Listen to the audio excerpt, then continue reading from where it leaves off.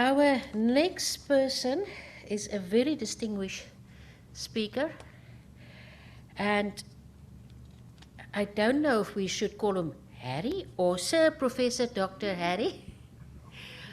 When I met him, he is down to earth, and that is wonderful that despite all the achievements, he's still a human. Thank you. So he's going to talk to us about, I'm not going to read his very long description because he's a fantastic person, and he's going to talk to us about relevance of transnational neurosciences. We actually need to talk. I think there's a number of people looking into schizophrenia and genomics in South Africa that you would be interested in. Perfect. Thank you. Thank you very much, and I'm pleased to be here.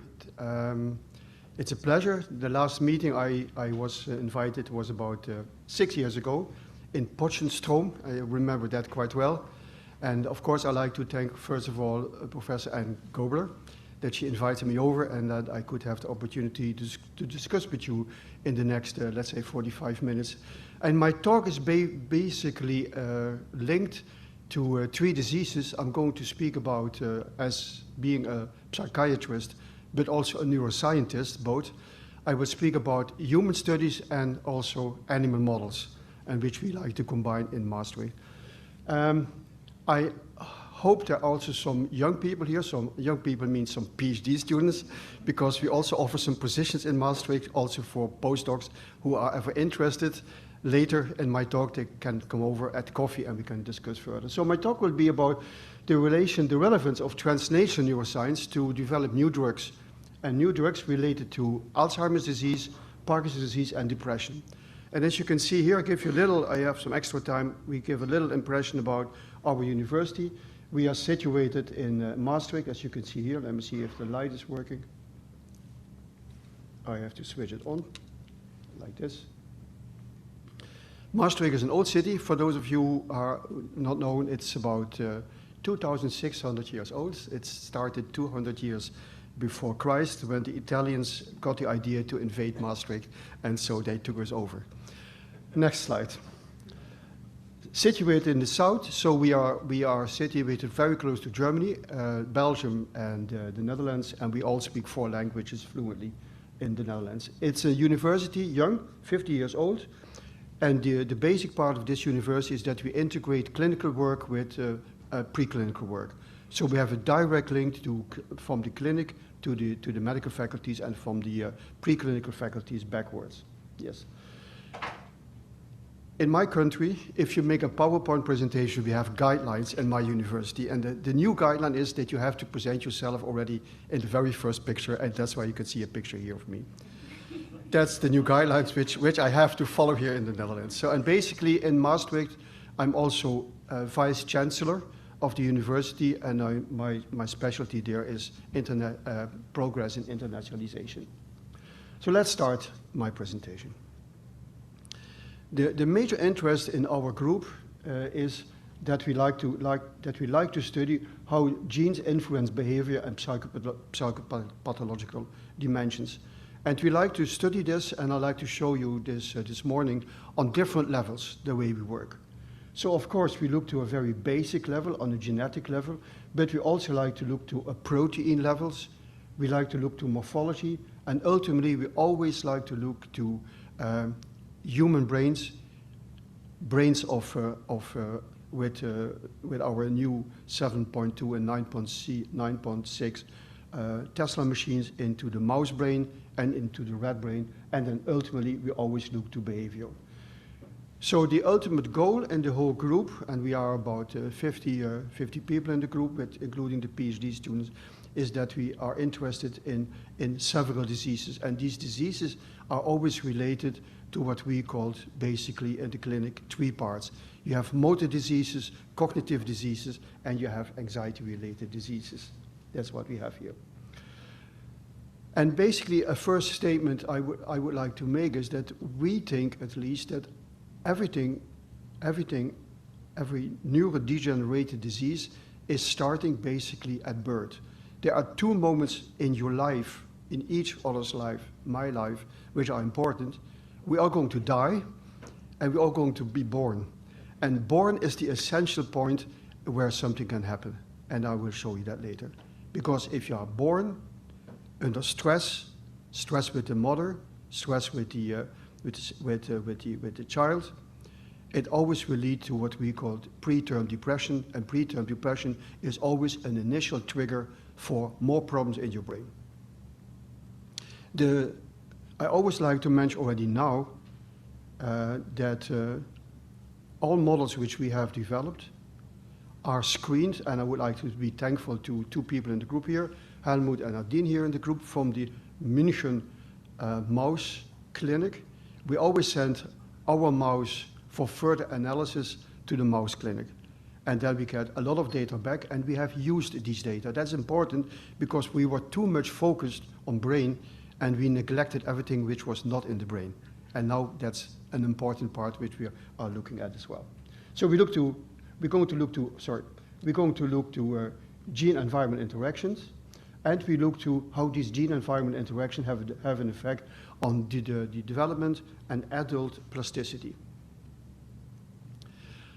Let me start first to talk a little brief about, 5 slides, about depression, because we see depression as an initial trigger to more problems in your brain.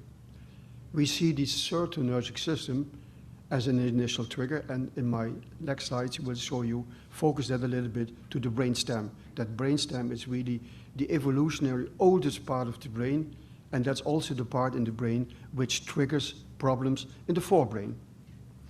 So we have stress. We know already that many neurodegenerations are related to development. I'm not going to read this.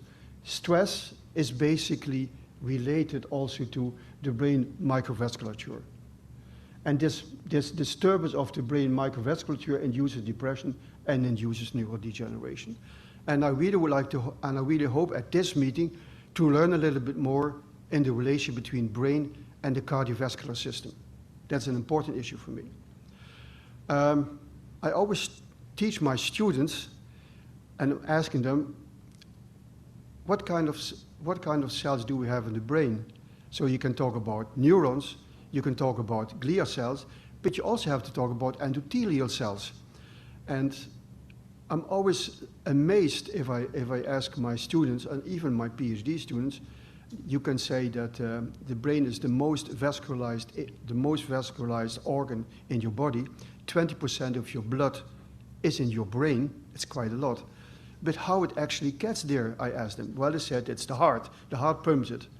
I said, well, that's not the way it goes. I mean, you have the microvasculature. So how is the blood getting into the microvasculature? Suppose this is a microvasculature, and the blood has to go in. Nothing will happen there. You can see the beautiful videos with blood is flooding, but basically, actually, it's nothing happening because you need the pump system. You need that it closes and opens, closes and opens. So basically, for us, it's also important if we then later look to repurposing drugs, if we look to genetic influences of some targets, that we know how can we restore pump functions in the microvasculature with 2 compounds. We need, of course, serotonin to close, and we need nitric oxide to open. And that is what's happening. And we are interested now, and I hope also here that there are some stories here today, who talks a little bit about this opening, this pump function of the microvasculature in brain, so we can restore this also in neurodegenerative diseases. I would just like to bring some ideas. So basically, we were interested in depression. There are many, many drugs, antidepressive drugs. We have the SSRIs, but basically, we consider that they're all not really effective. They're only effective in 31% of the patients. 96% of the patients are not effective in drug treatment with antidepressants. So a major aim also, what we do together with Takeda Industry in Japan, because we do a lot of work with them together, is to find new drugs for depression in our brains. And I give you one example in which we are working now, and basically the drug which we are using at the moment quite a lot is a new drug dealing with BDNF, brain-derived nerve factor. So we're making artificial drugs for BDNF to use as an alternative for the standard citalopram, fluoxetine, etc. Yes? is basically related to the general concept. Stress leads to the changes in the glucocorticoids, leads to changes in the expression, that's the important part, of BDNF. And if we can restore the expression of BDNF, we have a restorement of basically depression. And we measure this basically by looking to a reduced expression of BDNF, reduced neuroplasticity, and reduced hippocampal volume. I mentioned already before, I'm speeding up now a little bit my lecture. We are interested in the middle part of the brain. There's a lot been done in the forebrain bit. I can also give you already one example of the other field on which I will speak about, of Alzheimer's disease. Alzheimer's disease has suffered that there was some very famous scientists in Germany, in the United States, who really claimed the area and blocked the area for 30 years. It's called a dogma. And the dogma was always, Alzheimer has to do something with memory. Memory has something to do with hippocampus. So we have to focus on the hippocampus. We have to focus, there is amyloid in the hippocampus, so we have to focus, get rid of the amyloid in the hippocampus. If you get rid of amyloid in the hippocampus, problem is solved. Nothing is true. We have made animal models, and we studied these animal models, we did immune therapy, and basically the therapy by itself was not effective. So now we, with some groups in Irvine, with Professor Frank Ferler, among others, we were studying mostly and looked back again to the human brains. Now in the Netherlands, we are fortunate that there's a new law passed 3 years ago, and we have easily access to human brains. So the new law says that each person in the Netherlands have to sign a letter if he does not want that his brains and his other organs are used for scientific studies. In the past was that you have to sign a letter that you give improvement, and now you have to sign a letter that you give not improvement. And basically, we can use a lot of material. So we looked again in our material. We looked again at this material in brains, human brains, rat brains, mouse brains, and we were interested to see where actually Alzheimer is starting. And it does not start in the hippocampus, it does not start in the entorhinal cortex, but I will show you later in the evidence that it will start in the brainstem. Anyway, we were talking about BDNF, so we were interested to see how BDNF is interacting with the track B, and that is then further phosphorylated. You can see it interacts, and once it's interacted, it gets phosphorylated, and it can really induces this complex into proliferation, differentiation, survival of the neurons, and improve neurotransmission. And like I mentioned before, and I put all slides already here together, we always do human studies and animal studies together in one basis. So we always use from the human studies, in this case, IPSC, so pluripotent inducible stem cells from the patients. And we looked with fluoxetine, if the fluoxetine, the normal procedure, will induce an increase in BDNF. If basically that happens, you can see that's an effective therapy. And we do in the mouse also the same. We take the mouse, we give to the mouse increase, we give to the mouse fluoxetine, and we see there are increases in BDNF. That's what we want. Keep in mind, one of the most effective therapies for Alzheimer's disease, both in rats, mouse, and humans, we always put it together, is what we say from a clinic. We have a memory clinic in Maastricht, is physical therapy and basically walking. We do a little bit of clinical work here too, if you like. So if we get a patient, in our hospital, and in our memory clinic, we do not have a drug yet. There are several, but they really are not effective. But the most effective therapy at the moment is basically two things. It is basically that you have to walk, and we say at least 5,000 steps per day, and we measured basically in the brains of postmortem material, if in rats and in mouse, if there are any increases in certain compounds, and the most important compound which is increases is basically BDNF. So BDNF, both in depressive patients, BDNF in depressive patients has a very profound effect, and can be installed as a potential drug. However, the problem is, of course, you might say, why don't we produce BDNF and give it as a pill? It doesn't work. So we have to give, it doesn't pass the blood-brain barrier. So we have to find alternative ways to make compounds which can pass the blood-brain barrier and which acts actively on the TrkB receptor. This is something what we are doing now and which we could like to discuss also tomorrow in the panel discussion.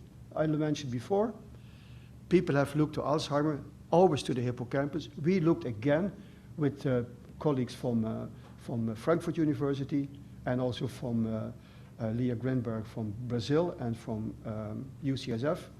And we looked again in the brainstem, as you can see over here. What I would like to show you, stage 1 is a very early stage in Alzheimer, which basically the memory performance is completely available.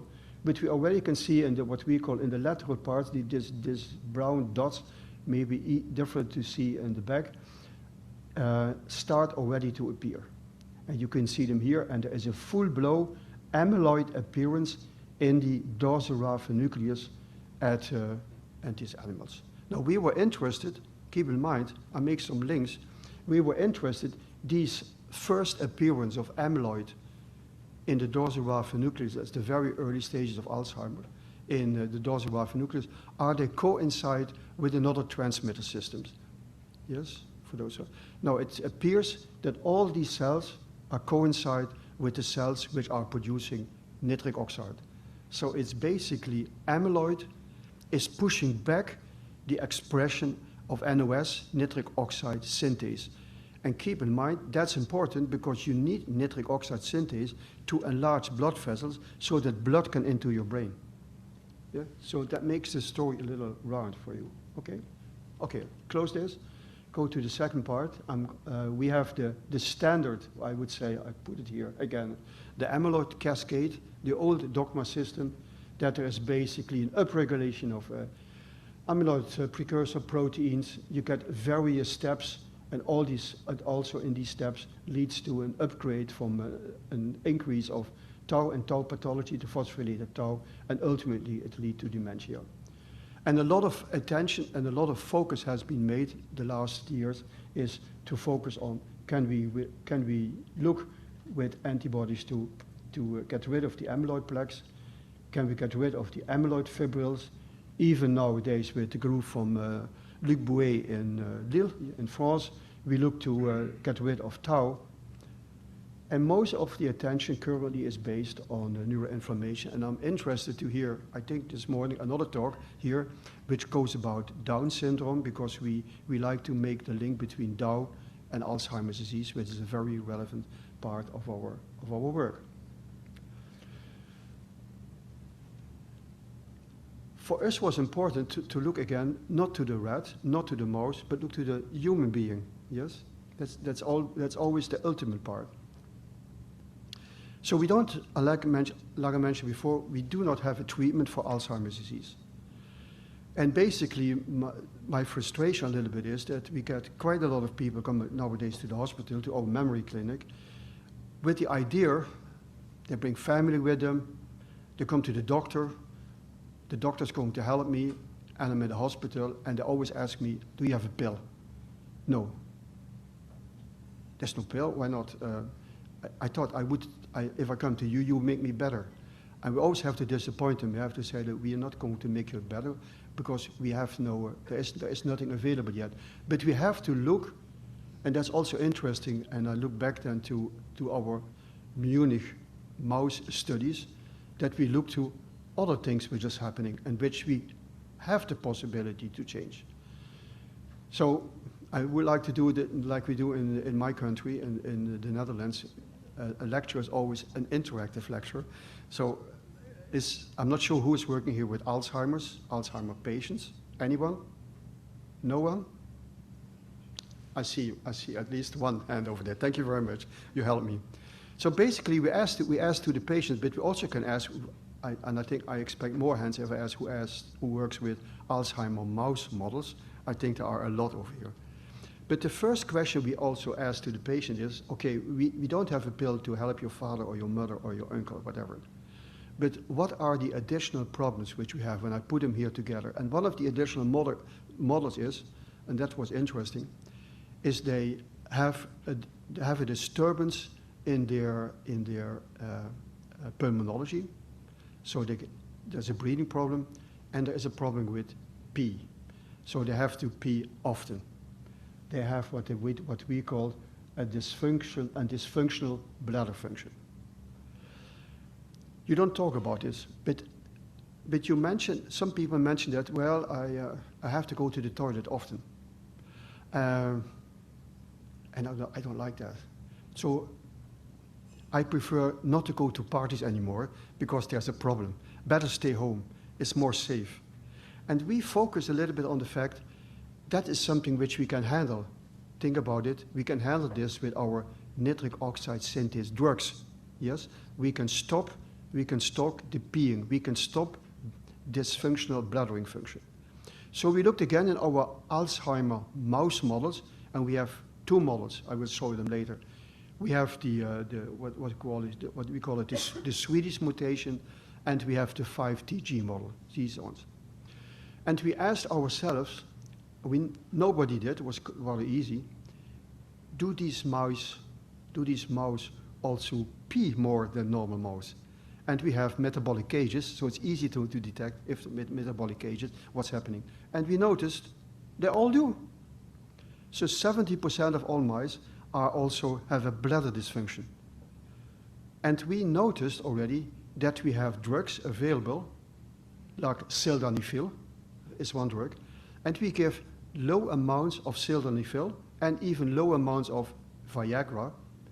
Viagra is a perfect compound to block nitric oxide synthase, and we give it to the mice, and we notice they stop their bladder function. We could control the bladder functioning of the mouse. And from the mouse, we went back to the patient, and we give low doses of Viagra, about 10%, not for erectile functioning. I see some already men smiling over here. No, that's not the point.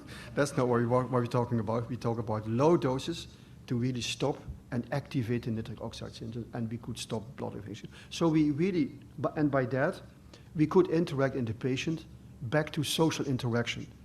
He normalize the function. So I like to link something together, if you don't mind. So of course, in AD, I put it here together. We have the depression. Of course, sleep. I will mention that very briefly because all have sleeping problems. We have the bladder dysfunctions, and at the end of my talk, I also will talk about a very important aspect which we have nowadays: olfactory dysfunction. Okay. 3 components I would always like to see, and at least it's my hope here at this meeting to meet some people who have animal models available which we can use, in which we can use the material of them, their brains, animal brains, of course, not their brains, but animal brains, in our studies. And we are interested in 3 areas, brainstem areas. We look to the vagal nerves. The vagal nerve is very important to us because that's really the point where all peripheral information gets into your brain. Yes, we need the locus ceruleus because the locus ceruleus, and that's also very important to us. We have noticed again from the Munich mouse clinic information that 30% of all our Alzheimer mouse models are suffering from epileptic seizures. And then we immediately went back to the clinic and we looked to our patients and we noticed that we get the same figure over there. 30% from our patients have what we call multifocal epileptic seizures. And that's an important issue which we also like to work on. And of course, we like to look to the substantia nigra, and the substantia nigra, I'll speak about later, deals with the Parkinson's disease. And we were also interested to see in Alzheimer's disease, how is Alzheimer's disease interacting with Parkinson's disease? Does there any effect? And we know there is an effect available. Good. Basically, I mentioned before, Parkinson's disease does not start in the forebrain, it starts in the brainstem, and basically it moves from the brainstem into the forebrain. One slide here, also in the same part. So also in the same part is the brainstem is related to sleep disorders, because basically sleep and sleep dysfunction is basically a functional entity within the brainstem. And if you have a sleeping problem, you will have a problem with also what we call you have also mechanistically a problem with your energy system in the forebrain. Now keep in mind, and I also would like to ask you this. Most, no not most, 80% of all Alzheimer patients, they die from a brainstem problem. And mostly they die from a pulmonology problem. So the pulmonology center in the brainstem is then dysfunctioning, and then the patient really well not able to breathe anymore. So this is very much related also to this brain area. I'm not going to speak about amyloid and amyloid a lot here today, but basically it's what we detected, of course, it's a normal situation. Amyloid here in the human brain, it's situated, and also the tau formations over there. Let's skip this. Now we also set up in Maastricht the so-called Maastricht mouse aging study, in which we collected mouse, and we leave this mouse for 24 months, 26 months in cages, and we look how they survive. What is happening? Will they get Alzheimer? That was the major cause. Is there a natural course of Alzheimer in these mice, or some not? And we treated them with some we did were interested. We looked to caloric restriction. We put them on 50% calorie down, but we also looked to social defeat. We looked to prenatal stress, and we look if these animals also had mutations in APP1 and presenilin-1. And the interesting part was that we found that that we cannot use an animal population. We already think that already from the start of the project, we have to divide them, and some of them are susceptible to these changes, and some of them resilient. And we have to study both groups separate from each other. So we always test from the very beginning, are they susceptible or resilient to the treatment which we're going to give? And we are interested basically at the moment to changes in DNA methylation, the histone tails, we look to RNA, and we look to the protein circumstances. That's something which we are closely related to. So we had used the 240 male mice. At that time it was achievable. Nowadays it's much more complicated, I must say. And we studied them for a maximum 27 months. That's what you can see over here. And we noticed the one who are on caloric restriction, yes, they have a much longer life. They have survived much longer than the wild type, the VT here. That's basically the message. And we used all 4 types in our studies. So also the ones we are having further. Good. Now, if you look to Alzheimer, a little bit less to Parkinson's disease, you can talk about amyloid, you can talk about tau, but we never should forget, and that's what we do together with our colleagues at the Buck Institute in San Francisco, that there is another component, and that's aging, normal aging. And we found it a little bit difficult at a certain point to diverse our data between aging and what is now related to Alzheimer, what is related to amyloid deposits. And we also noticed that there is what we called a gene and environment factor available. So we noticed we were interested between aging, AD and epigenetics, and the epigenetic mechanism and the long-term changes. And I would like to focus only on one thing. I would like to speed up a little bit. So we like I mentioned before, I'm not talking about, we have some twin studies. We focused about some models which we made, and some genes, of course, we made to APP, presenilin-1, and APE4. And we made the models which are related, the 3TG, the tau model which we have available from Lille. We have the APP model, and recently we also have the RED model available from Claudio Coelho in Montreal. And we use these models, and again, we hope at this meeting to make some more networking here, to have collaboration. And we were interested, how are these models related to environmental factors? With the group from Cork, John Cryan, we are looking to diet and the microbiome, and I know there will be a presentation here. We have EMF, or electromagnetic forces. I think it's not that important. Head trauma is important, metals, but environmental enrichment and particularly chronic stress is important. So we were also considering at the moment, we see in the Netherlands, and I think in Europe, I'm not going to speak outside of that area, that particularly in young people between 20 and 30 years, there's a much higher increase in what we call mental health related disorders, burnouts or whatever. Now some people say that's not correct. It's basically we have a better diagnosis. So we have more holes where we can fit in people than in the past. That's true. In the new DSM-5 we have about 64 different cases which we can have the patient evaluated. But we would like to see if chronic stress and environmental enrichment has an effect on the genetic profile. Now, we looked on different levels.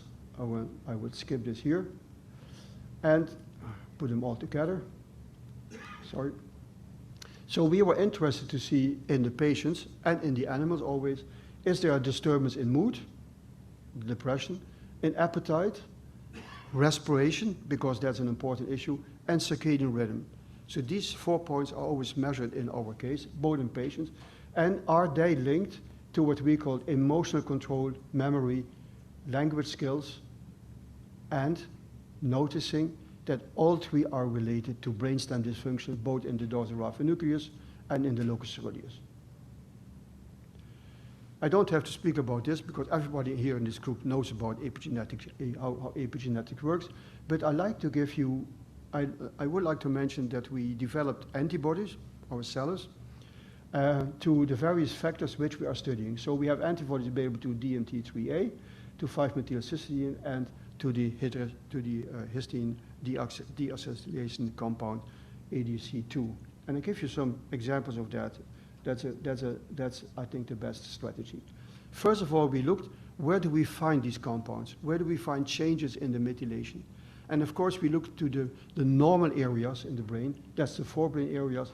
And we looked at what we called here the islands of Calleja. You don't know them, but there are some available. But much more interesting were that we found a lot of these and a lot of these positive cells in the hippocampal formation. And as you can see here in dark, in the dentate gyrus, in the CA3 region, CA1 region, various subregions of the hippocampus, there's an upregulation of these DMT3 cells. These cells can be looked and can we see if they merge, if they are restricted to co-localization, and they are. As you can see, you can stain 1 moment, sorry. You can stain for one component, the other component. You can do DARPI, and that's the co-localization. So they are really merging together. But more important slide is the next slide. So we were looking, and I give you an idea, we were looking if in a human postmortem brain, and our postmortem brain are normally fresh brains with less than 3 hours taken after death, so very short. And we were looking, do we see changes in methylation between a normal being, a normal human, or an Alzheimer person? And the first thing what you can see here is that there is a sharp drop in green dots. That's the message I would like to give. There is a sharp drop in green dots. So methylation is down in Alzheimer's disease. And one of our major goals in our study, and I hope we can discuss this also tomorrow in the panel, how can we bring up methylation again? Do we have tools? Because there's one additional important point. We have looked very carefully to these cells, I'll show you later. Are they linked in the hippocampus to a certain specific cell type, or is it general? It's not general. And these are all the cells which are also produce progenitor cells. So the cells in which those cells in the hippocampus which can produce new neurons. So if you have dropped the methylations, new neurons are produced anymore, and then there will be a further neural degeneration. Now, of course, this is human, 10 patients, and we did, of course, like I promised you before, we did the same. I showed here again also for 5-hydroxymethylcytosine. You can see here the normal appearance and the drop in the various regions. And we did the same study in the mouse. In our mouse, we wanted to see, do we have the same picture over there? So we used, in this case, we used our line, the APP Swedish mutation, the PSC1 line 85. And we looked at mouse of 3 months of age, 9 months of age, again in the hippocampus, as I showed here. And if you look to the results, you have the 3 months wild type, the 9 months wild type, you see a normal degeneration, a normal dentate gyrus, CA3, stained for 5-methylcysteine, as you can see here. And then if we go in the Alzheimer mouse, you can see suddenly there's a disruption, there's a disappearance. If you look to 9 months old mice here, there's a complete different picture. This is the way it should look like, this is the way it is. So we can see exactly the same in the human brain as in the mouse brain. And again, we looked also there with antibodies specifically for progenitor cells, and it were exactly those progenitor cells which were disappearing. So first conclusion, and I really have to speed up now, is there is a good resemblance between mouse and human brain, and it has all to do with degrees in methylation, and that's our target, most important target for our next studies. Briefly, I'd like to talk about Parkinsonism, and if people like to do that, and aging. And in that study, we were interested here. What is happening here? We know there is in Parkinson's disease, there is a disturbance in calcium homeostasis.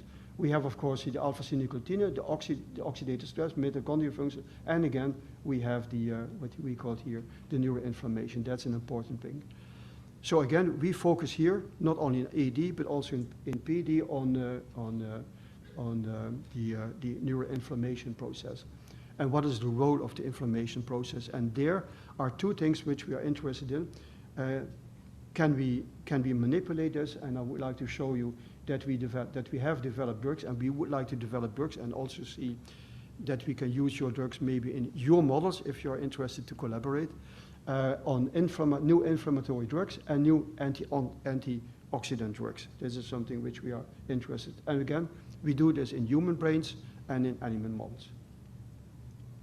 I switch this a little bit because I know I have only 10 minutes left over. In the parts in which we're interested in, it's not only the brain, we also look to the olfactory system. Unfortunately, the slide should be, of course, a little bit higher. We look to the cardiac system. We like to look to the gut-brain system, what we do here, and we like to the digestive system. This is an important issue which we like to study in all parts of the brain. Okay. And the key idea is that we can induce dopaminergic denervation in neural. And in our case, we're using the MPTP model. That's basically something which we use. And in using the MPTP model, we see an increase in the glia response in the nigrostriatal pathway. Okay, this is something which we recently published. However, together with the group of Brunden, at that time he was in Wisconsin. Nowadays he moved to Basel. He went to Roche and became one of the directors of the Parkinson Foundation in Roche.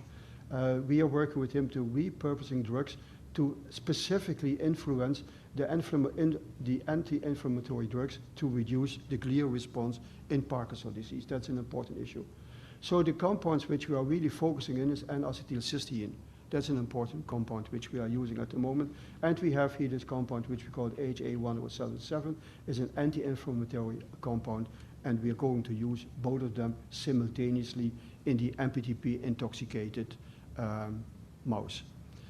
We're also looking for some transgenic PD mouse, and I hope to learn at this meeting if there are any transgenic AD of PD mouse available here for collaboration. So we have also since we are still interested in aging, we also use aged mouse, so the 20 weeks old mouse.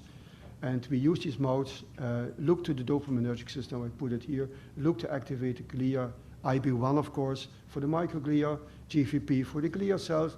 We treat them with MPTP, these old mouse, and then we look basically what is changing in these old Parkinson mouse. And in effect, we like to use both new drugs, the anti-inflammatory drug and the other drug, to see what is happening in the mouse. And does it lead to a toxic response, or can we help them? I take the next one. The key finding is that it works. We can help them. We can use the system.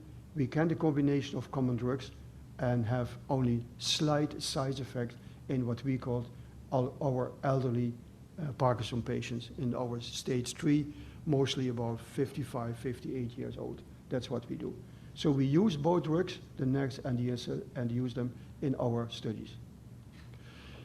Then we took out the basically the anti-inflammatory drugs, because there was some slight side effects, and we used instead of that the physical therapy as an alternative in combination with the antioxidant drugs. And we noticed that the combination with NEC and physical activity was even more effective than we thought before.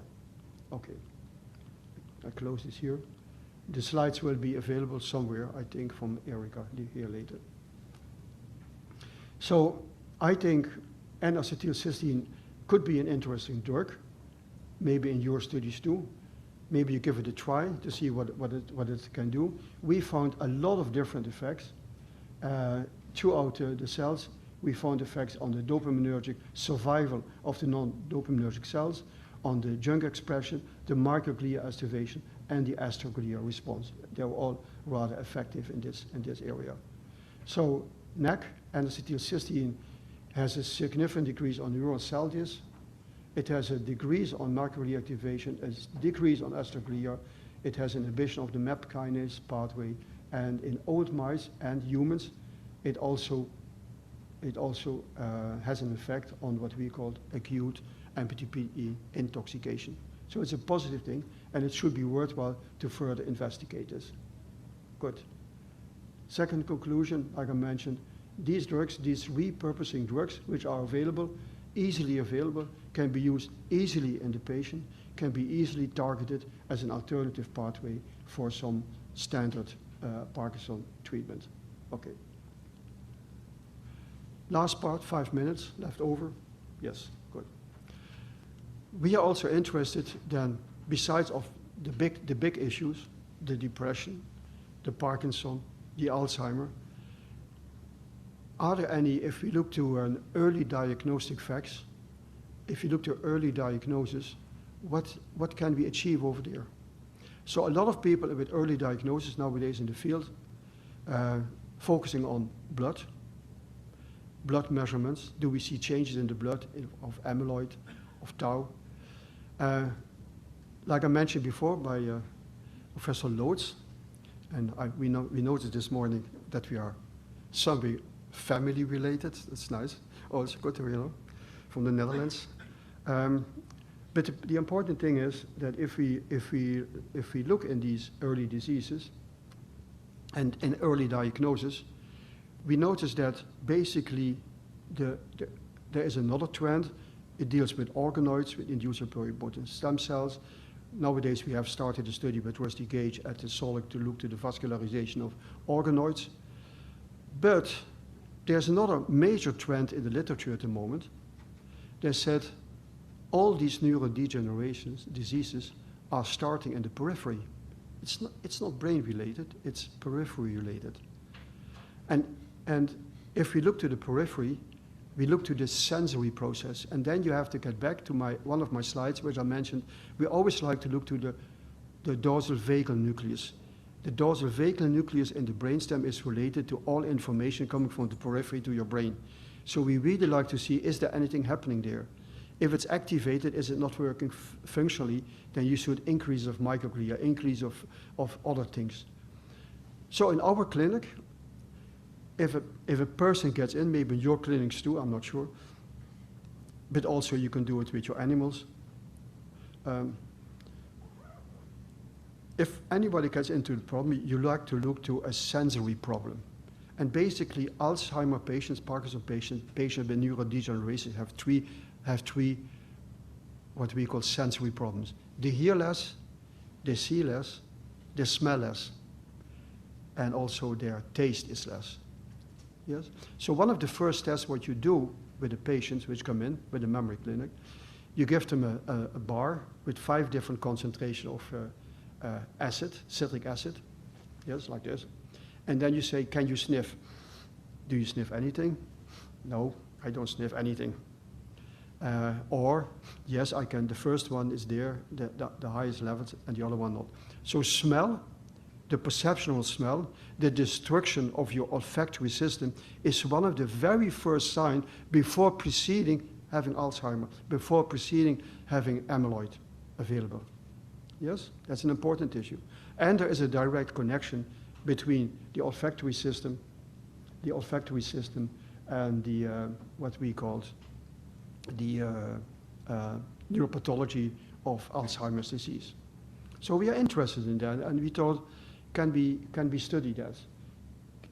And that's a little Dutch, so I thought to put, or a little Afrikaans, we call it over here. So you can see that it resembles almost the same what we do over there. And you can ask somebody, can you smell peanut butter? Yeah? And keep in mind, you might think that this is not relevant. It's the same problem with bladder dysfunction. If you have bladder dysfunction, you have to pee. If you have to pee, you are ashamed. And if you're ashamed, you say, I stay away. I stay home. The people in the hospital, the people in the nursery home, you can ask, hey, grandmother, how was your day today? Did you like the dinner this afternoon? No, I don't like the dinner. Doesn't taste at all.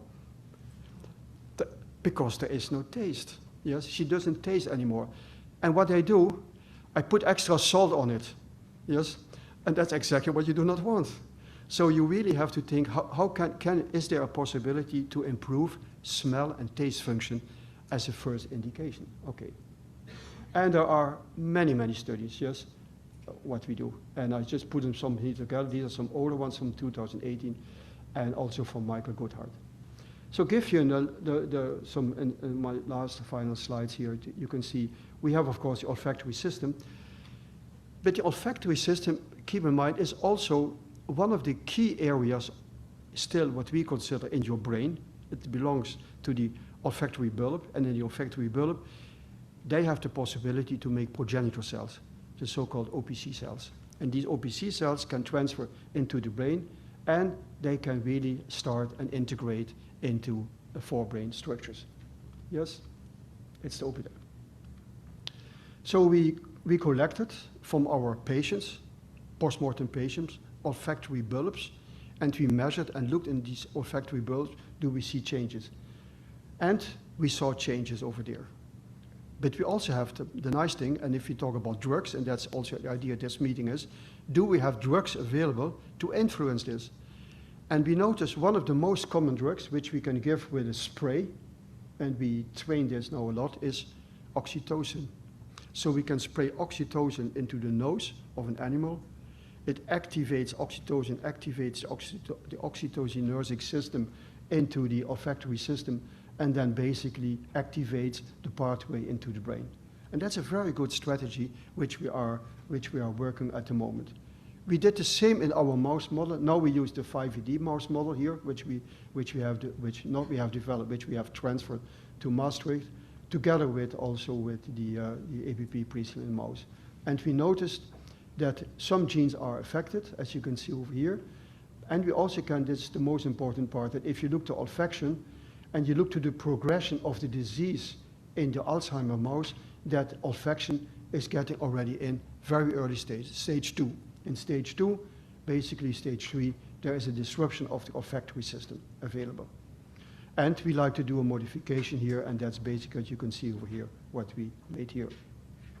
We tested in these animals working memory, that's the normal standard procedure, and we saw there is a complete absence already after 3 months of age in the old FED mouse, a complete disruption of the what we call the working memory and process of this working memory.